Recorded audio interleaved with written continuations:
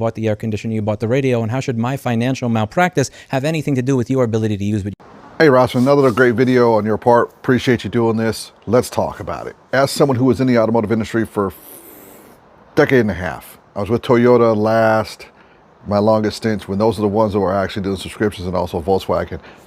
When you bought the car, depending on if you paid attention to the fine print, which is a bunch of bull, but if you paid attention to the fine print, they were talking about subscription options to make things work.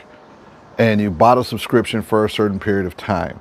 Now, when someone else went bankrupt or the company went out and someone else bought that, sometimes, not always, but sometimes, depending on the state laws you're in, they can change the agreement due to the purchase of the company.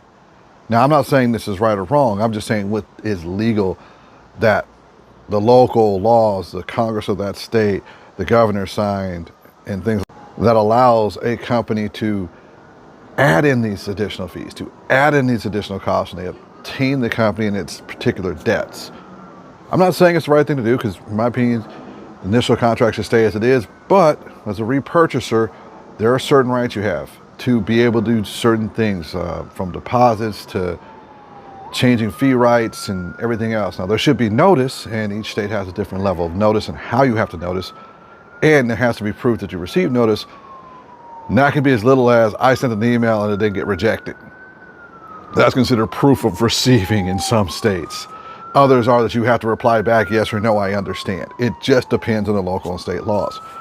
What really should be affected is we should be sitting inside of the state assemblies and really hammering them on what our rights are when we purchase something, and making sure that these bylaws and these little addendums can't be added into the purchase of a vehicle or a purchase of any item that allows them to shut it off. Well, you know, like the switches that people are buying now.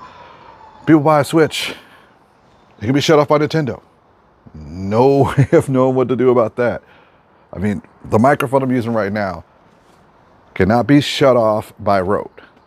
But there are other microphones that are similar to these wireless microphones that can be shut off by their manufacturer.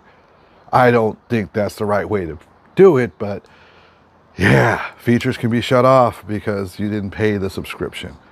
So yeah, just be careful what you buy. Read up on what's important. Read up on all the important details, and be safe in your purchase. Now, the rest of this video has nothing to do with what I'm talking about here, but I just wanted to throw that in. Thank you for another great video. Rossman, peace.